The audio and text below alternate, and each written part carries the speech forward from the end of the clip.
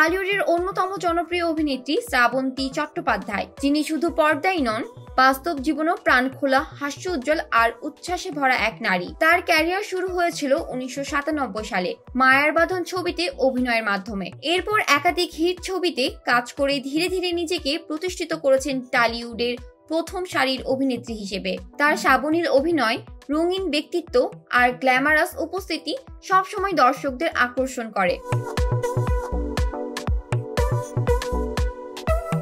সামনেই মুক্তি পেতে চলেছে তার নতুন ছবি আমার বস। তার আগে তিনি অংশ নিলেন ইউনডোজ প্রোডাকশনের হোলি পার্টিতে। সহ অভিনেতা অভিনেত্রীদের সঙ্গে রঙের খেলায় মেতে উঠলেন তিনি। রঙের উৎসব হোলিতে যেন শ্রাবন্তী নিজেকে আরো একবার নতুন ভাবে খুঁজে পেলেন, একেবারে ছোটবেলার মতো চঞ্চল আর রঙিন রূপে। শ্রাবন্তী বলেন, ভয়ঙ্কর রং খেলতাম ছোটবেলায়, সোনালী রূপালী যে রং সহজে পাওয়া যায় না, সেইগুলো দিয়ে নিজেকে রাঙিয়ে নিতাম। অন্যদের বলতাম আমাকে বেশি করে রং মাখাও। তিনি আরো জানান, তার দিদিরা যখন রং থেকে পালিয়ে যেতেন তখন তিনি জোর করে তাদেরকেও রঙে রাঙিয়ে দিতেন। হোলি ছিল তার জন্য শুধু একটা উৎসব নয়, বরং এক রঙিন আত্মপ্রকাশ।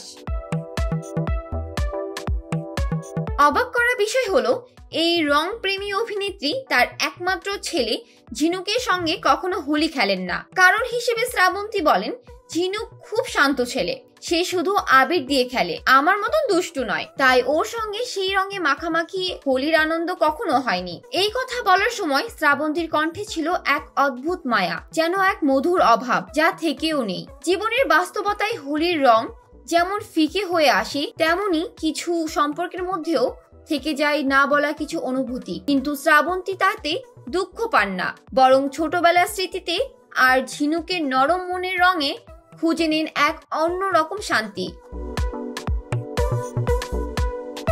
শুধু বাস্তব নয়, পেশাগত জীবনেও নতুন রঙে ফিরছেন শ্রাবন্তী। তার নতুন ছবি আমার বস খুব শীঘ্রই মুক্তি পাচ্ছে, যেখানে তাকে দেখা যাবে এক আধুনিক আত্মনির্ভরশীল নারীর চরিত্রে। এর পাশাপাশি সবচেয়ে প্রতীক্ষিত প্রজেক্ট দেবী চৌধুরানী, যা পরিচালনা করেছেন শুভ্রজিৎ মিত্র। এই ঐতিহাসিক চরিত্রে শ্রাবন্তী থাকছেন নাম ভূমিকায়, আর ভবানী পাঠক চরিত্রে অভিনয় করছেন প্রসেনজিৎ চট্টোপাধ্যায়। এটি হবে শ্রাবন্তীর ক্যারিয়ারের অন্যতম বড় বাজেটের ছবি, যা তাকে এক নতুন উচ্চতায় নিয়ে যেতে পারে। রঙের গল্পে শ্রাবন্তীর জীবনটা যেন এক বিশাল ক্যানভাস, যেখানে কিছু রং উজ্জ্বল, কিছু রং নিঃশব্দ, কিছু আবার মিশে গেছে অতীতের সোনালী স্মৃতিতে। তিনি শুধু একজন অভিনেত্রী নন, তিনি এক চলন্ত ক্যানভাস, যার প্রতিটি রেখায় লুকিয়ে আছে জীবনের গল্প। জান্নাতুল ফেরদৌস, শোবিজ 24, ঢাকা।